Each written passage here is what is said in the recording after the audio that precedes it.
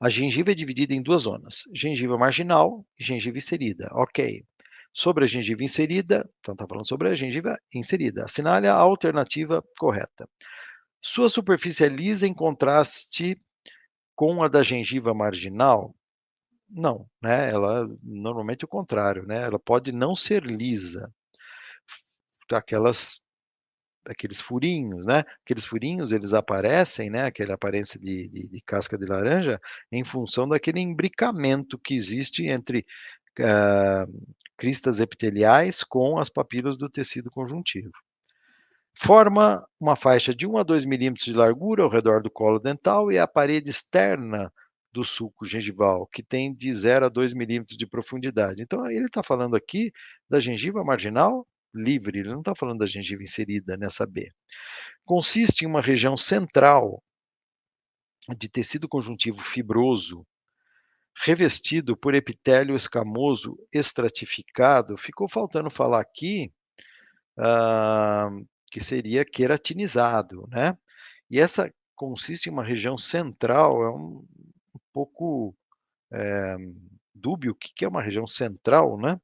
Mas vamos ver a última aqui. É um mucoperiósteo que está firmemente ligado ao osso alveolar subjacente. A resposta mais adequada seria essa, né? É um tecido, é uma mucosa que se liga ao osso, então é periósteo, tá? E está firmemente ligada a esse osso. A resposta mais adequada seria essa última. Vamos lá. Sobre a gengiva, analise as proposições abaixo.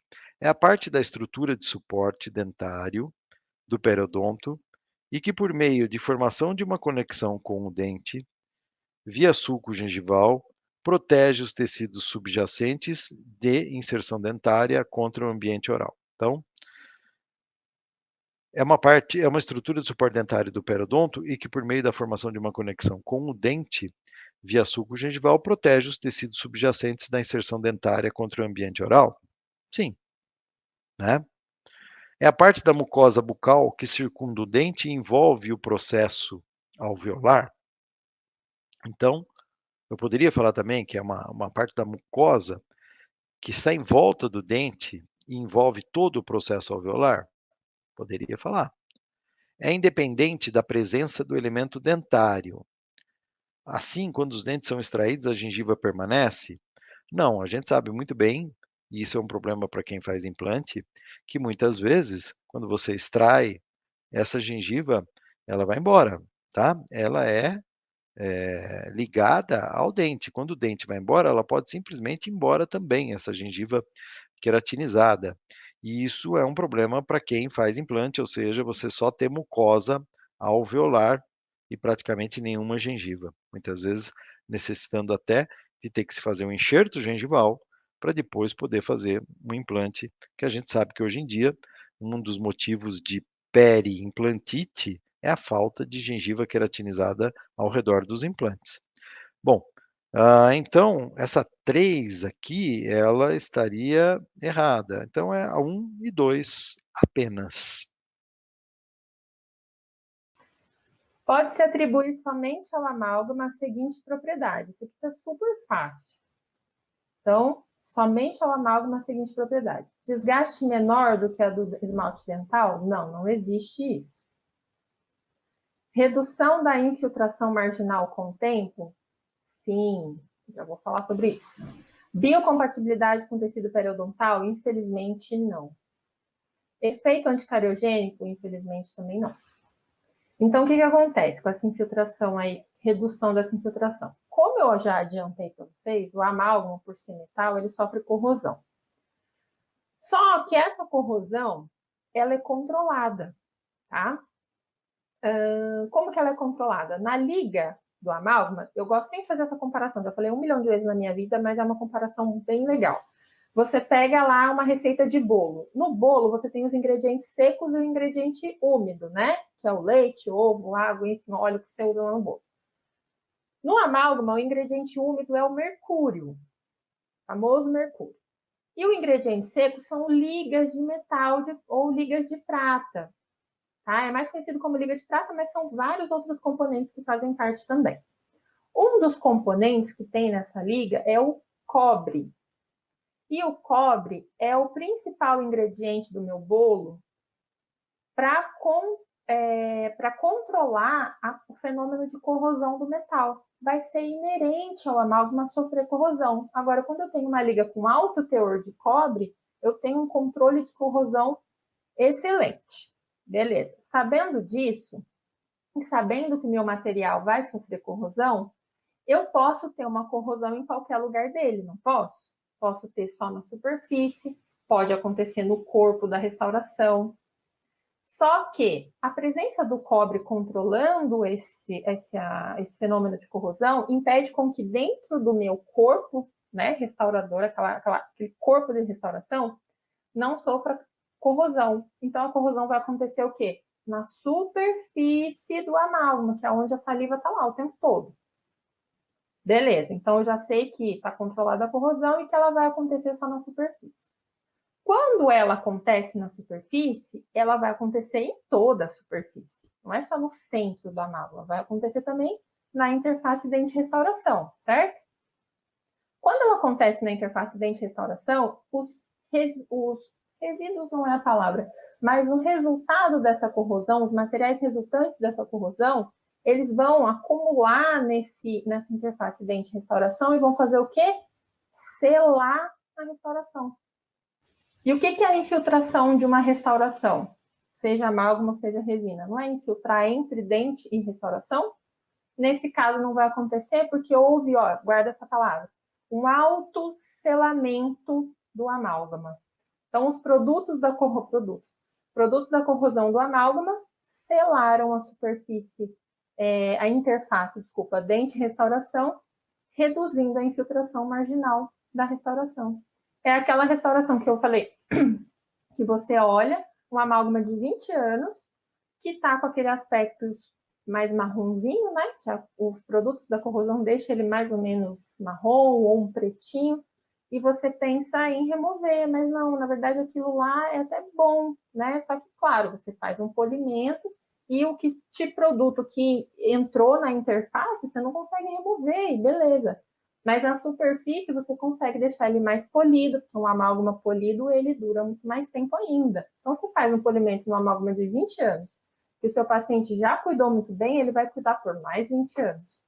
Tá? Então, essa é a grande vantagem do amálgama. Um autosselamento. Então, isso é uma longevidade absurda para o amálgama, tá? Isso acontece, gente, levando em consideração que você fez todos os princípios corretos, né?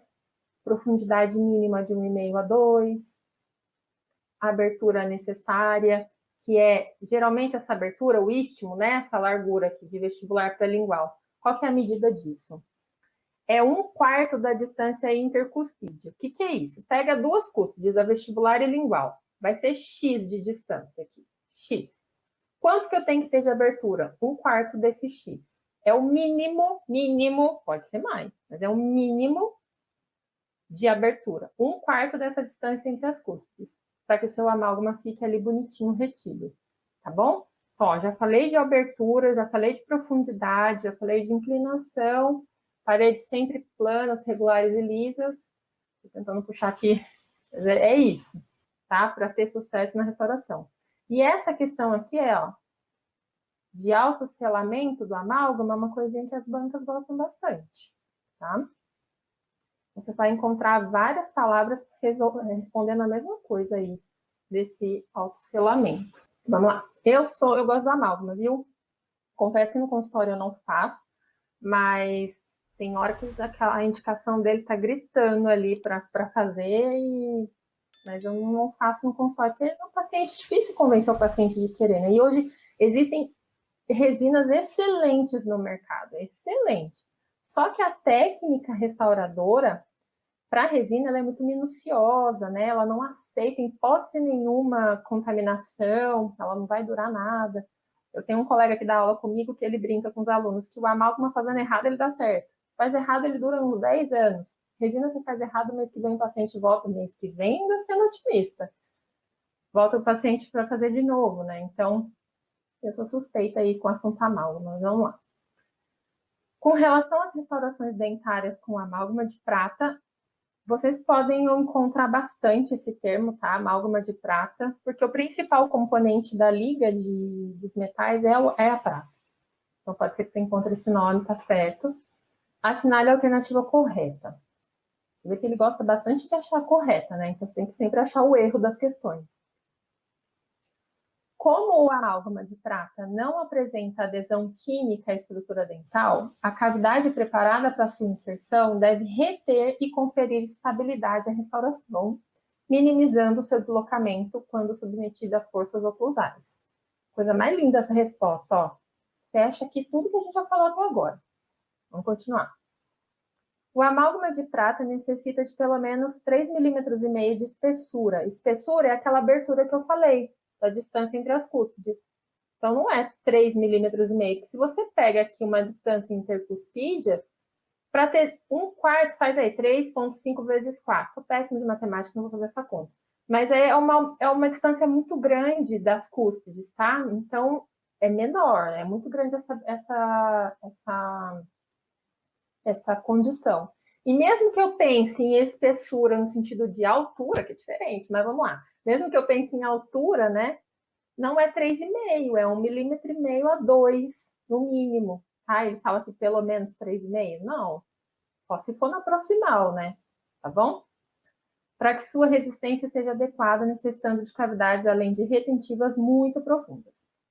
As cavidades preparadas de forma que se consiga uma espessura de 1,5 mm de amálgama de prata contraindica o uso desse material de restauração. Até aqui tá certo, ó. Realmente eu preciso de, no mínimo, aquele preparo não oclusal de 1,5. Mas contraindica o uso do material. Ué, mas aí eu tenho que fazer de quanto, então? Menos que isso não dá, tá? Então, depois da vírgula aí que compromete toda a resposta. Nenhuma cavidade preparada para restauração com amálgama de prata deve apresentar ângulos internos arredondados. Olha a palavra nenhuma aqui, ó, generalizando tudo, tá bom? Então tá errado. Letra A. Anestesia permanente ou parestesia, caracterizada pela persistência da anestesia por dias, semanas ou meses, comumente está associada a algumas disfunções orais, como mordeduras da língua, perda do paladar, dificuldade na fala e facilidade de babar.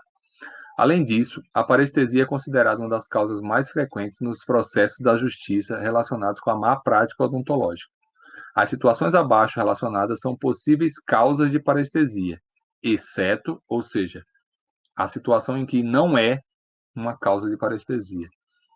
A. Infiltração de solução anestésica contaminada por álcool ou solução de esterilização. B. Traumatismo do nervo provocado pela agulha durante a realização da técnica anestésica. C. Introdução de anestésicos locais na cápsula da glândula parótida, localizada na borda posterior do ramo da mandíbula, em contato com os músculos pterygoideu medial e masseter. E D. Hemorragia dentro ou ao redor da bainha neural, que geralmente de pressão sobre o nervo. Então, pessoal, dessas alternativas, a que não é certamente causa para parestesia seria a letra C, que a gente já viu há alguns slides atrás, que a introdução de anestésico local na cápsula da glândula parótida não vai provocar parestesia, vai provocar anestesia do nervo facial, e isso é transitório durante o efeito do anestésico local. Então, não é uma causa de parestesia, é uma causa de anestesia não desejada de um nervo acidental, né? Não foi programado. Mas a infiltração de solução anestésica contaminada por álcool ou solução de esterilização pode provocar a parestesia do nervo. O trauma do nervo provocado pela agulha também é uma causa de parestesia. E a hemorragia no interior ou ao redor da bainha neural, por compressão do nervo, pode também provocar a parestesia pós-operatória. Questão da RBO Barueri 2015. Assinale a alternativa que apresenta o nervo que é anestesiado na técnica em que a agulha é introduzida na região distal do segundo molar superior, direcionando-a para cima, para dentro e para trás, cerca de 20 milímetros de profundidade, formando um conjunto seringa-agulha, um ângulo de 45 graus em relação ao plano sagital mediano, com o plano oclusal do paciente e com o segundo molar superior. A gente já viu pela região que ele está se referindo a nervo alveolar superior posterior. A gente mencionou essa técnica, não com os detalhes que a questão traz, mas observem que eles cobram a profundidade através da qual a agulha, até a qual a agulha é introduzida, né, 20 milímetros de profundidade, e o ângulo seringa a agulha com o plano sagital mediano que a gente mencionou ser de 45 graus lá no slide.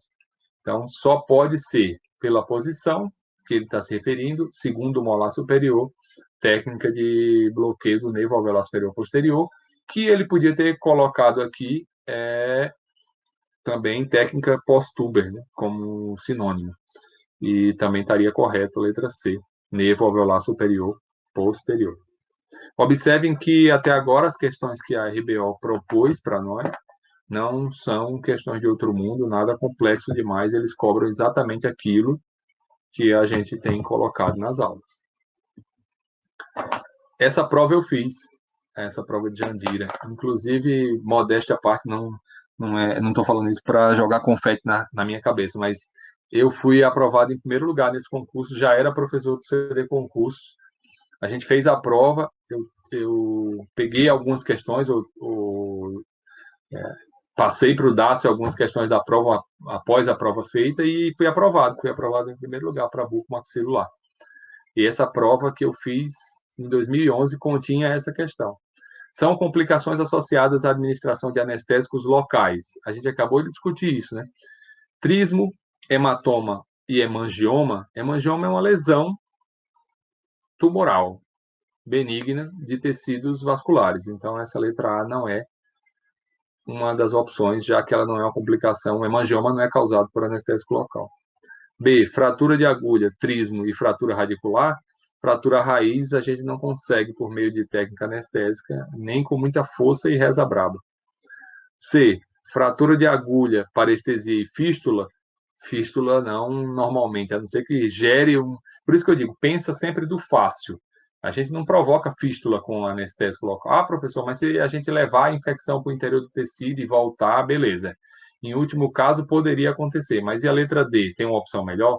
Fratura de agulha, trismo, lesão dos tecidos moles. Sem dúvida, letra D.